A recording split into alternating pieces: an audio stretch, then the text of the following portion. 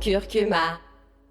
Cet épisode est réalisé en partenariat avec la marque Sanoflore dont je vous ai déjà parlé pour ses formules thérapeutiques à base d'huiles essentielles développées dans le Vercors et pour son engagement auprès d'agriculteurs locaux qui travaillent sur des terres bio depuis plus de 20 ans. Sanoflore agit également pour minimiser son impact environnemental en réutilisant tous les déchets liés à la distillation, en utilisant une eau de source locale du Vercors et en privilégiant des matériaux recyclés et recyclables. Plus aucune notice d'utilisation depuis 2015 et le développement d'éco-recharge. Pour Noël, ils sortent 4 coffrets éco-responsables sans plastique à offrir ou à s'offrir et qui ne nécessitent aucun emballage cadeau supplémentaire. Un coffret généreux avec un soin ainsi qu'un format voyage offert. Vous pouvez retrouver la marque en boutique bio, pharmacie ou parapharmacie et avec le code CURCUMA20, vous bénéficiez toujours de 20% de réduction sur l'ensemble du site Sanoflore. Très bonne écoute. Je suis en compagnie de Marie Drucker, qui a coécrit avec Sidonie Bonnec le guide « Naturel pour le meilleur et pour le reste ». Il fait suite à leur précédent ouvrage « Maman pour le meilleur et pour le reste », paru aux éditions Fayard. À force de se perdre dans les nombreuses informations sur le mieux vivre, elles ont décidé de faire leur propre guide, un condensé de bonnes idées pour ceux qui ne savent pas par où commencer. Marie va nous en dire plus sur le sujet. Bonjour Marie, est-ce que vous pouvez vous présenter ? Je m'appelle Marie Drucker, je suis très heureuse d'être sur Curcuma avec vous aujourd'hui. J'ai 44 ans et demi. J'ai aucun problème avec l'âge parce que je suis persuadée que 45 is the new 25. Donc j'ai aucun problème à dire mon âge. Je suis présentatrice à la télévision, réalisatrice, productrice. Voilà. D'accord. Et donc vous aviez arrêté votre métier de journaliste pour devenir productrice ? Je voulais changer de vie professionnelle. Oui. J'ai commencé à être journaliste, j'avais 19 ans. C'est un métier auquel j'ai tout donné, qui m'a beaucoup rendu, pendant lequel j'ai été épanouie alors chaque jour pendant 23 ans. Et puis dans les derniers mois, je sentais, quand j'ai fait mon premier vrai film documentaire en 2011, je sentais vraiment qu'une nouvelle voie possible s'ouvrait, qui pouvait être extrêmement épanouissante. Donc depuis 2011, je continue à faire des documentaires en parallèle. Et puis, le métier de journaliste d'information quotidienne a beaucoup changé. Je me reconnaissais moins, j'avais envie d'aller plus vers la création, avoir le temps de faire d'autres choses, de m'engager dans d'autres domaines. On peut très difficilement s'engager parce qu'on a un devoir de réserve quand on est journaliste à plein temps. Et par exemple, voilà, je voulais avoir la possibilité d'écrire ce guide naturel pour le meilleur et pour le reste, de le promouvoir, parce que le but n'est pas simplement de vendre des livres, le but c'est de partager avec le plus grand nombre nos convictions sur ce sujet qui est l'environnement, l'écologie, le mieux-être, prendre soin de soi, vivre plus naturellement, consommer moins mais mieux. Voilà, je voulais pouvoir faire tout ça et écrire un film pour le cinéma, ce que je suis en train de faire, voilà. D'accord, et ça c'était pas compatible du coup avec le métier de journaliste où il y a plus de je voulais barrières, vraiment changer de vie. Ouais, c'est ça. Changer de vie professionnelle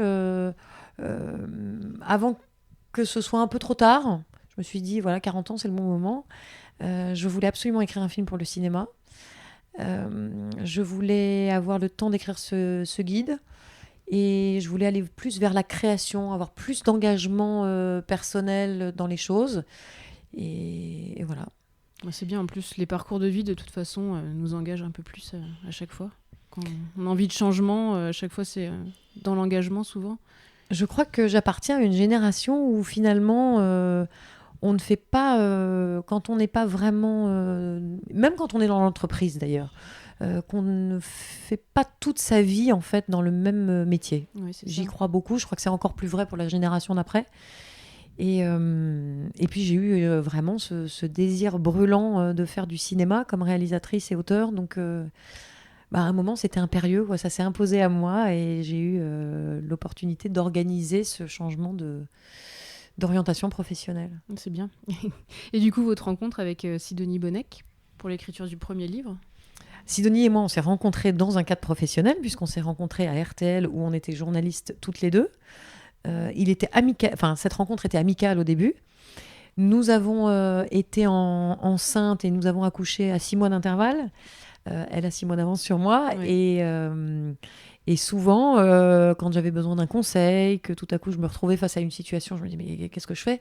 Bon bah ma hotline c'était Sidonie, je l'appelais, je lui disais tiens voilà ce qui se passe, tu as fait quoi toi? Tu ferais quoi, etc. Elle me donnait toujours le bon conseil, euh, bienveillant, pas culpabilisant, de bon sens. Et puis l'été est passé, on s'est retrouvés toutes les deux à discuter au mois de septembre et je lui ai dit c'est quand même fou, moi qui ai lu toute la littérature quand j'étais enceinte sur le sujet, qui ne suis pas tellement connectée. Ça va mieux depuis, mais je me retrouvais souvent à minuit sous mes draps à essayer de trouver des formes de discussion pour maman. Je trouvais pas les réponses dans les livres et tout, et je lui dis comme ça. En fait, le guide qu'on n'a pas trouvé quand on était enceinte, on devrait l'écrire. Elle me dit ah bah oui, bah bonne idée, etc. L'après-midi, on a envoyé un mail à Fayard. On a eu une réponse un quart d'heure après qui a dit allons-y. Et on a regardé après, on n'a pas eu conscience du tout de suite. Entre le jour où j'ai envoyé ce mail et le jour où on a eu le livre dans les mains, il s'est écoulé 9 mois jour pour jour. C'est quand même extraordinaire. C'est un signe. C'est un accouchement, c'est une grossesse. Et puis, on est parti exactement de la même idée, du même principe. On s'est rendu compte qu'on devenait... on avait certains principes écolos, pour résumer, très ancrés en nous depuis très longtemps, puis d'autres qui sont venus à la faveur de notre grossesse et de notre vie de jeune maman. Et pareil, on s'est dit, voilà, il y a 2 ans et demi, on s'est dit, il faut qu'on fasse la même chose sur le naturel. On a appelé ça naturel parce qu'on s'est dit, on veut donner aucune leçon. Pareil, on ne veut pas être culpabilisante. Nous-mêmes, on n'est pas du tout irréprochable.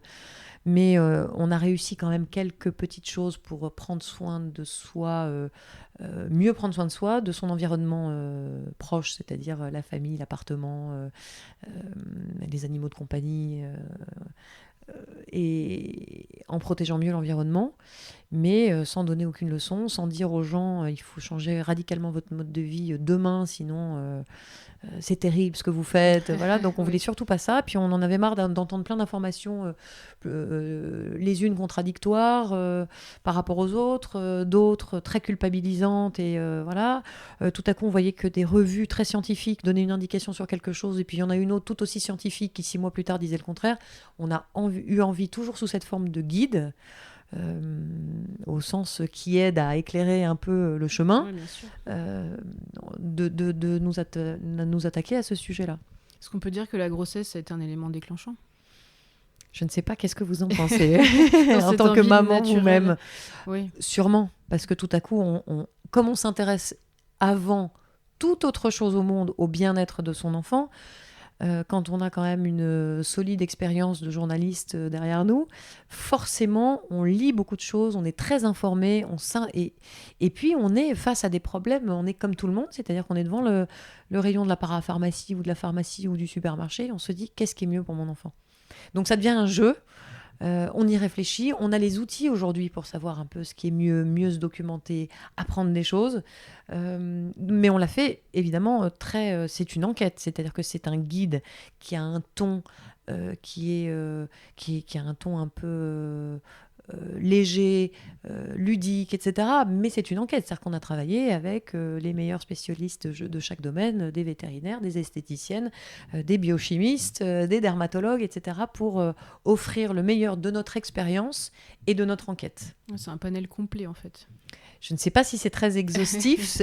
En tout cas, je pense que ça a répondu aux questions que nous posons toujours. Donc on se dit, nous sommes des femmes tout à fait classiques. Donc même si effectivement on a des métiers qui sortent un peu du classique justement, mais nous sommes des mamans, on travaille, on aime notre travail, on a des amis qu'on ne veut pas négliger, on veut que notre intérieur soit propre et chaleureux, sans empoisonner nos enfants ou nos chiens et nos chats. Bon, moi j'en ai pas, mais la majorité des Français en ont, donc c'est pour ça qu'on a tenu à avoir un chapitre qui leur est dédié.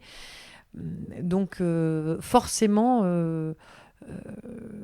notre guide, on l'espère, parle au plus grand nombre. Et c'est un guide pour tout le monde, c'est-à-dire que c'est un guide pour la famille. C'est peut-être la femme de la maison qui va avoir le geste d'achat, mais ça s'adresse aux hommes, ça s'adresse l'environnement et le mieux-être et la consommation responsable. C'est pas qu'une affaire de femmes. C'est pour les adolescents aussi. Le guide est tout à fait accessible et pour évidemment les hommes de la maison. Et comment vous avez mené du coup votre trame? Quels étaient les chapitres clés finalement? Alors, on a travaillé exactement comme ça, c'est-à-dire qu'on s'est posé cette question-là. On s'est dit, quels sont les chapitres clés qui doivent figurer ? Par exemple, on s'est posé la question de faire figurer la chirurgie esthétique, oui ou non ? Eh ben, on a tranché avec l'éditeur en disant, mais par définition même, la chirurgie esthétique peut avoir sa place dans un guide, c'est pas la question, mais pas dans le guide qui s'intitule Naturel pour le meilleur et pour le reste. Non pas que la chirurgie soit l'anti-naturelle, mais moi j'en prépare un autre seul pour dans un an et demi, je pense, et peut-être que là la question se posera parce que c'est une question que se posent les femmes, donc je pense qu'il faut aussi la traiter. Même si Sidonie et moi, nous n'y avons pas recours, en tout cas on n'y a pas eu recours jusqu'ici. Donc on s'est posé la question des grands chapitres. Incontournable tout de suite, bien sûr, l'alimentation, les cosmétiques. Et puis découle naturellement de ça l'intérieur de la maison, le rangement, la propreté, les enfants, les animaux de compagnie, c'est comme ça qu'on a travaillé. La professionnelle du plan, c'est Sidonie.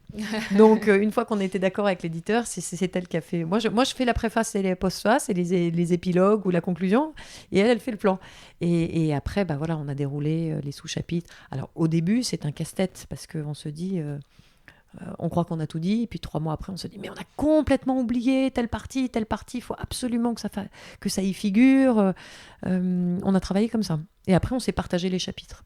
Et puis à la fois, il faut que ce soit aussi un peu synthétique, parce qu'il y a tellement de domaines. Il faut que ce soit un peu synthétique, c'est la difficulté, sans oublier des choses importantes.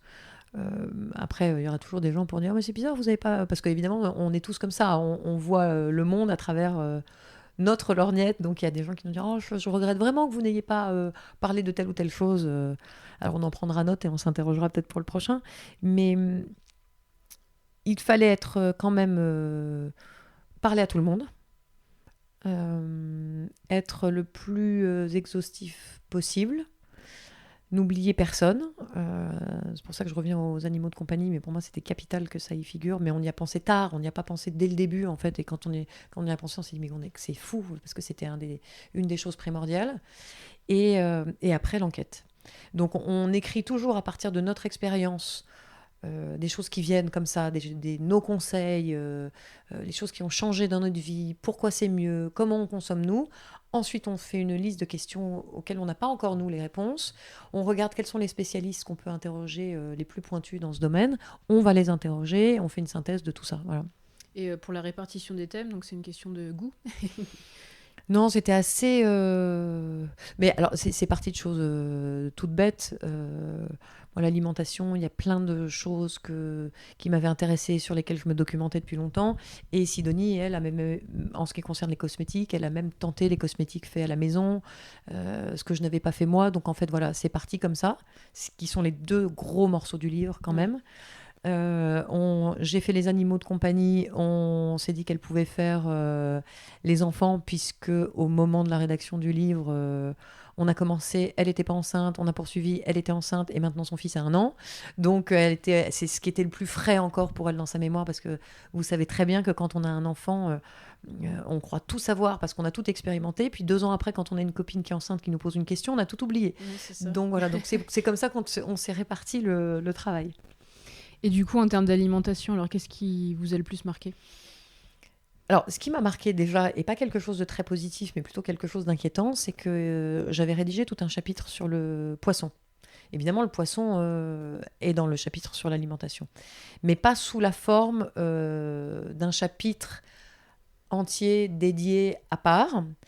Parce que quand on a commencé l'enquête, évidemment, donc, on s'est basé sur des interviews de chercheurs, de gens qui connaissent vraiment bien le sujet. Et puis, on est allé se documenter dans des revues scientifiques aussi.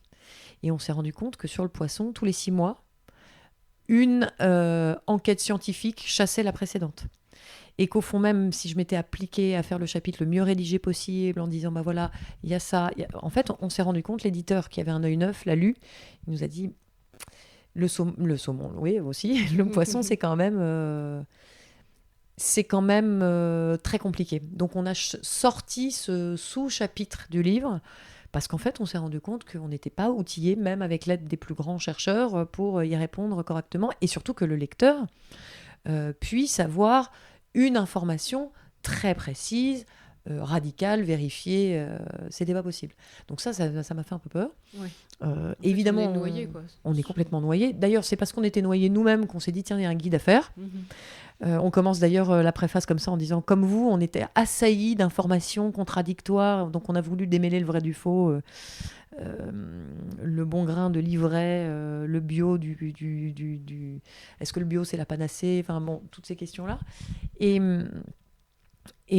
Donc le poisson apparaît quand même dans l'alimentation. Non, mais sous d'autres formes. C'est voilà, en répondant à des questions très précises, ponctuelles, dont on sait qu'on se trompe pas, que le saumon c'est gras, qu'il faut manger des petits poissons, que toutes ces choses-là. Voilà. Donc là, on est béton, on sait que ce qu'on dit c'est juste. Ce qui m'a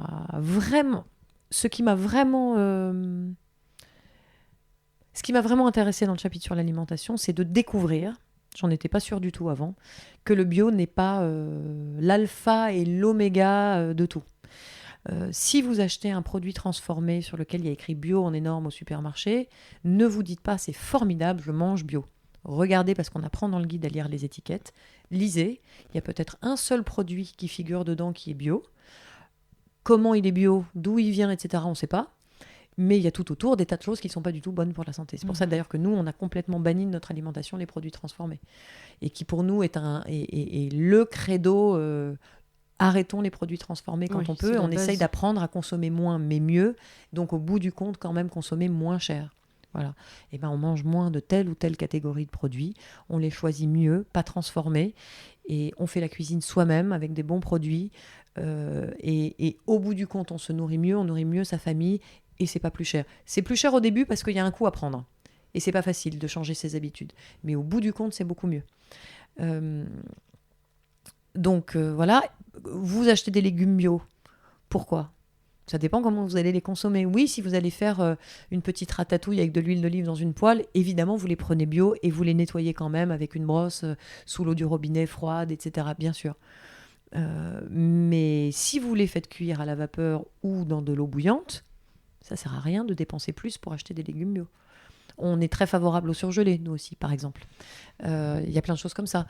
On n'utilise pas, moi j'en ai pas chez moi, j'ai pas de blender, mixeur, tout ce qui se finit en heure, tout ça, j'ai pas. Si je fais une soupe, je la mouline moi-même et je mets les morceaux entiers qui restent dans la soupe.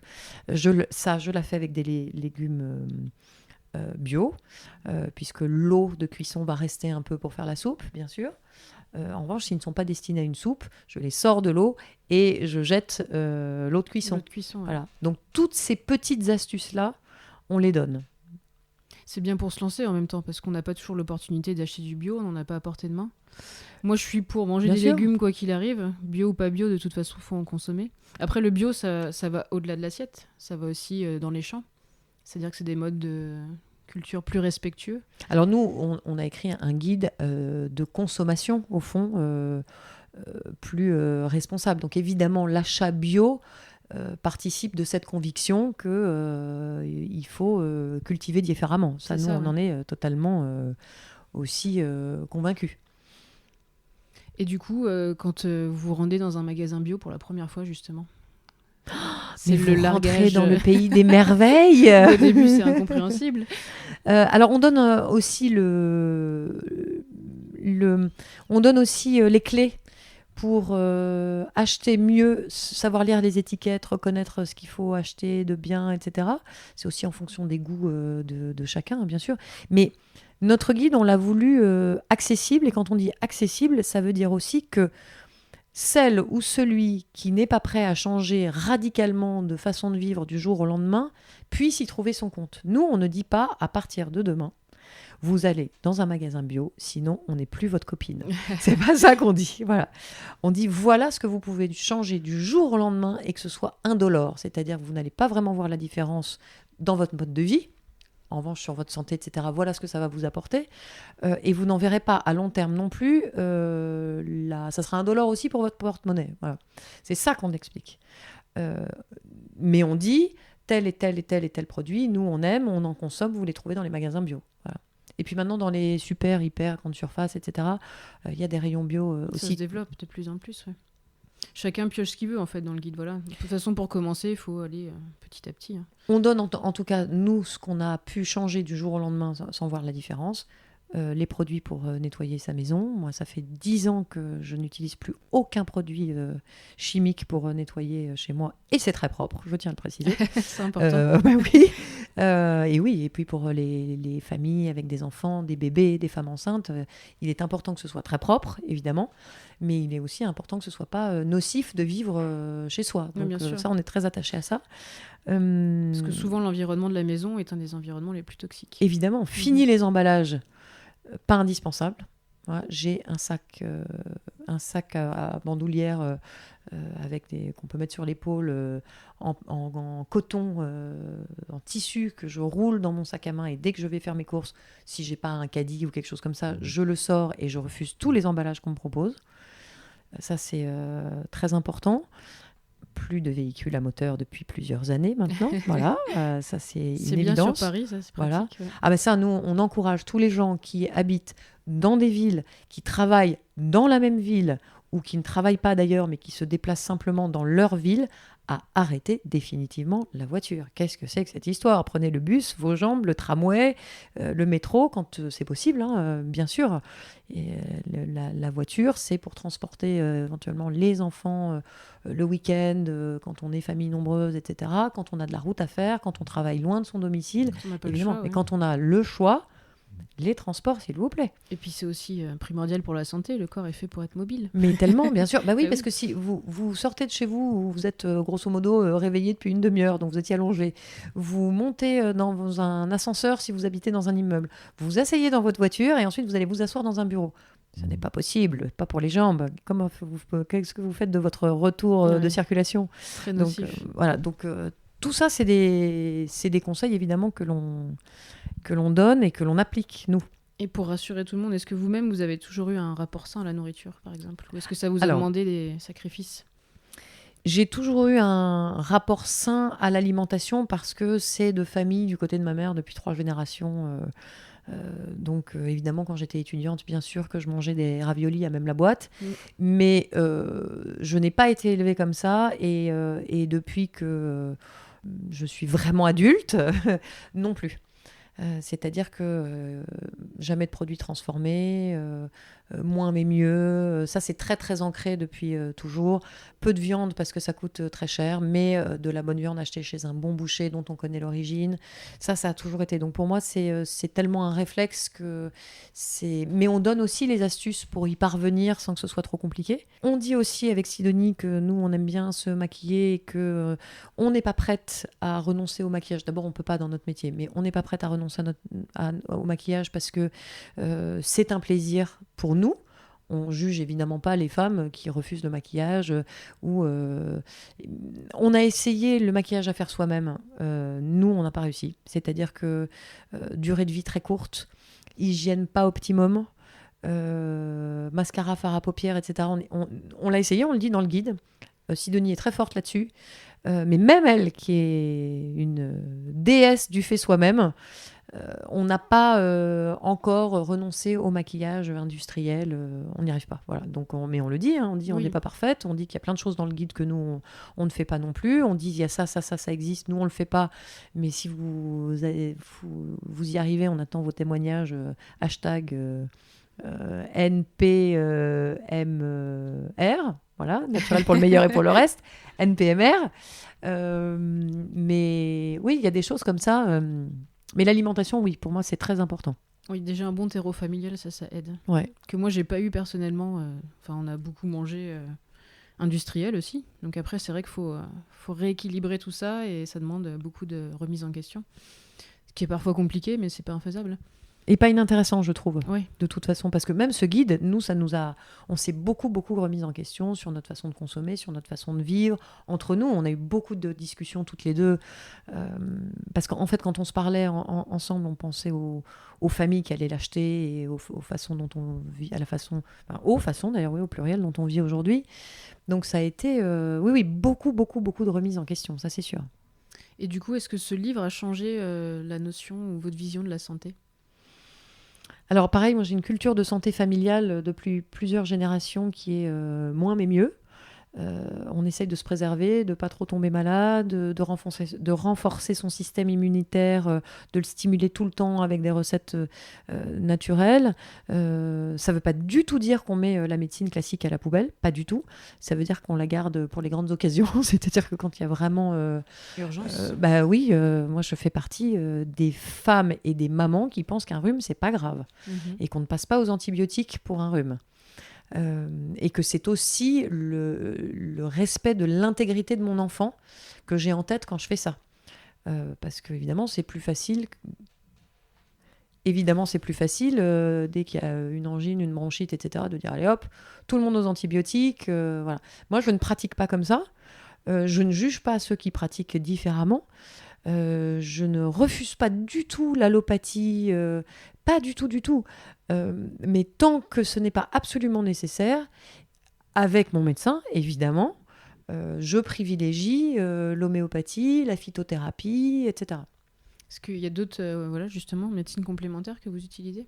Homéopathie, phyto Je crois que j'aime bien l'idée d'une approche holistique, pour employer un mot un peu à la mode, c'est-à-dire globale, de la santé et du bien-être. Voilà, c'est-à-dire d'abord dans l'esprit, quand on peut, évidemment.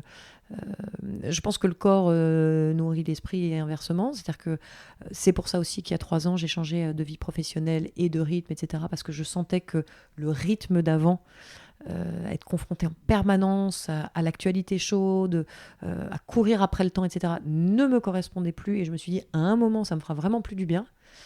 Donc je voulais absolument passer à autre chose avant d'en arriver au stade burn-out. par exemple. Voilà. Donc du coup, j'étais pas du tout menacée. En plus, moi, je suis quelqu'un je touche du bois. Évidemment, il peut y avoir de temps en temps des sources de stress ou d'angoisse ponctuelle, mais je suis pas du tout quelqu'un d'angoissé naturellement et je tiens à rester comme ça.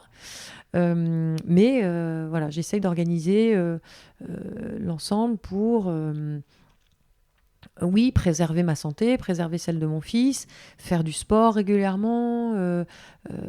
Au début, j'entendais des formules comme il faut savoir s'écouter, il faut écouter son corps. Alors, justement, vous êtes la bonne interlocutrice pour parler de ces sujets-là. Je trouvais ça un peu ridicule. Je me dis, oui, je suis absolument convaincue que c'est vrai. C'est-à-dire qu'il faut savoir reconnaître que tout à coup, on fait quelque chose qui ne nous fait pas du bien, que c'est un rythme qui est trop soutenu, que on a envie de quelque chose, et ben, il faut peut-être prendre le temps de le faire.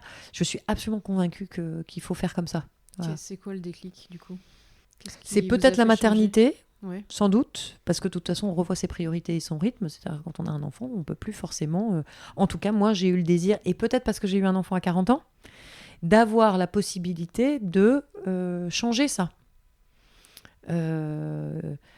Avoir le rythme qui vous correspond, c'est aussi être bien plus agréable avec ses enfants. Ouais, c'est sûr. Voilà.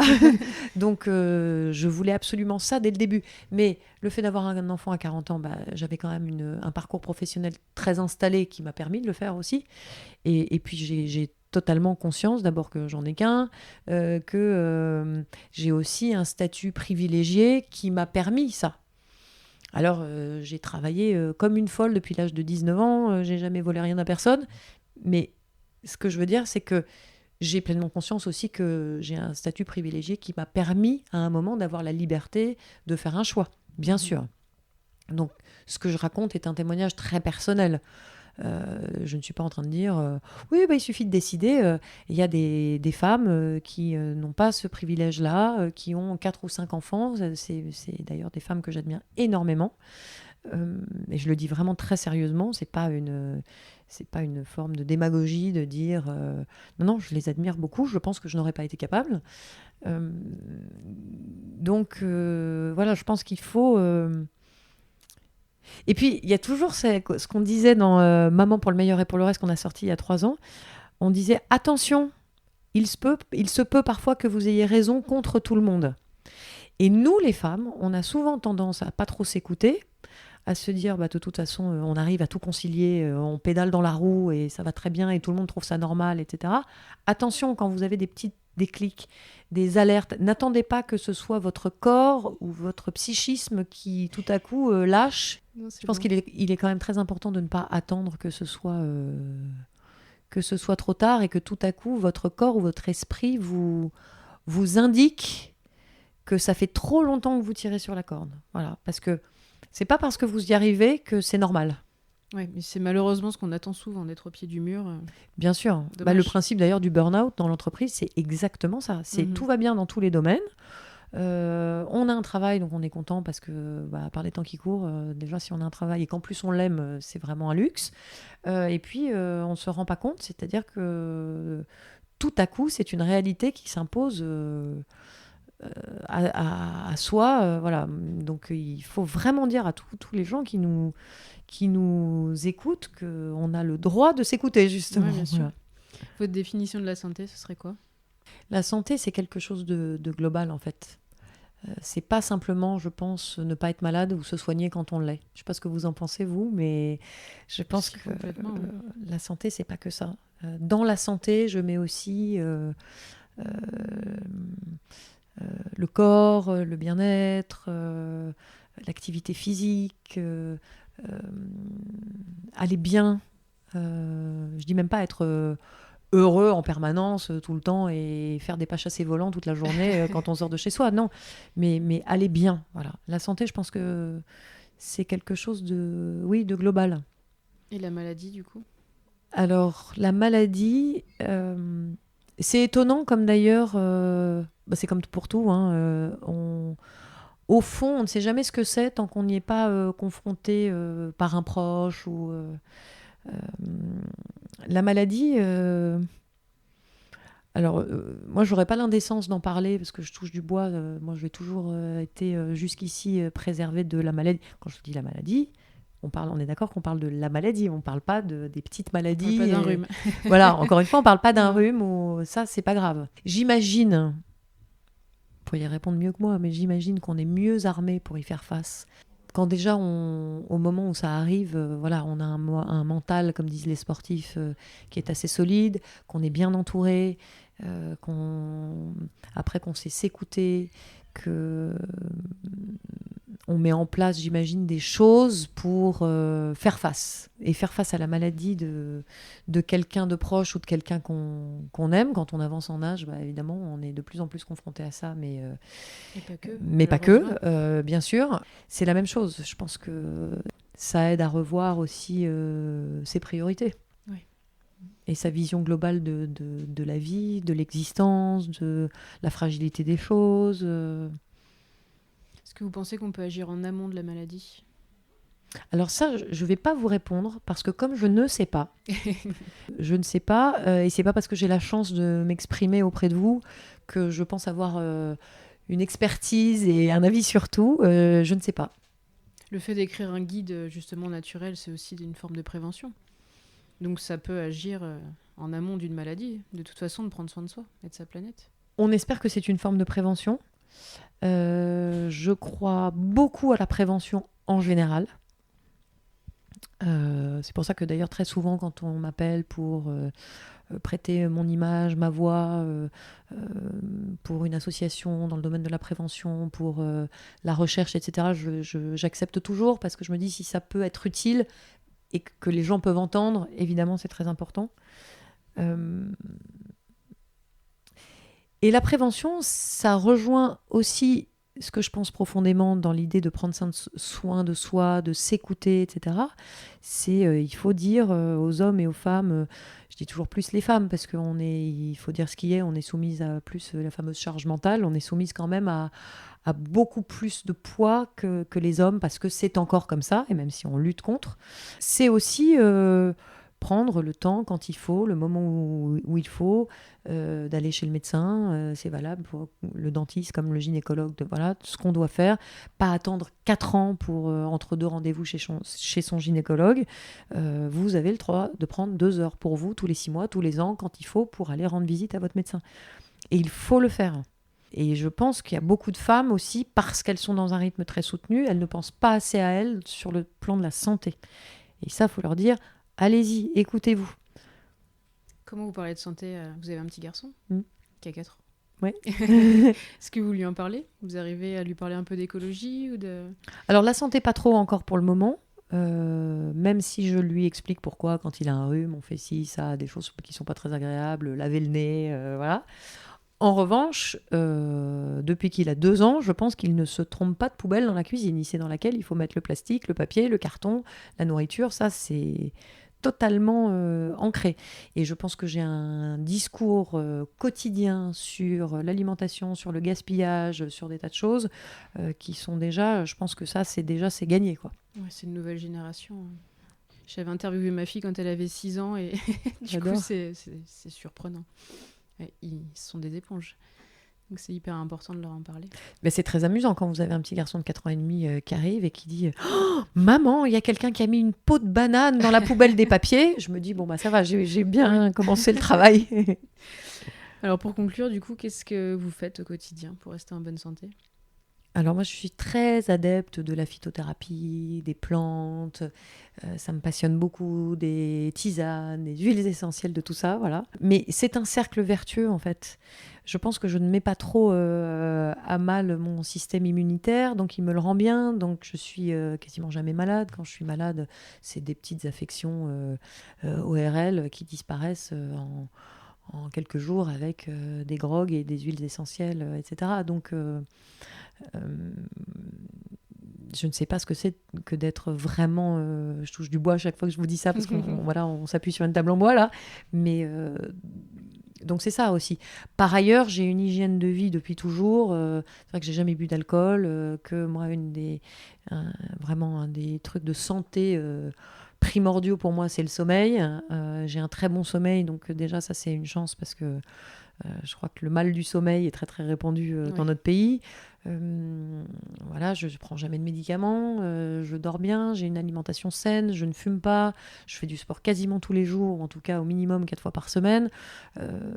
Et des sports, c'est la même chose. Je dis toujours, faites du sport. Oui, mais faites l'activité physique qui vous correspond.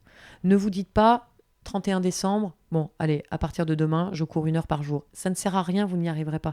Je déteste courir, je ne veux pas en dégoûter les autres, mais moi, je fais l'activité physique qui me correspond, parce que du coup, vous serez mieux. Vous y allez content, vous prenez du plaisir pendant, et ça vous fait du bien après. Donc, ça ne sert à rien de... En fait, vraiment, à chaque fois, c'est le mot, je pense qu'il ne faut pas s'infliger les choses. Voilà. La vie nous inflige suffisamment de choses que c'est pas la peine de s'infliger les choses qu'on n'aime pas, qui sont pas absolument indispensables. Voilà. Donc voilà, je sais pas si ça répond à la question sur la santé. En tout cas, sur l'hygiène de vie, oui, ça c'est très important. Ouais. Bah, merci beaucoup, Marie. Merci à vous, Cindy, c'était un plaisir. Bouge ton curcuma.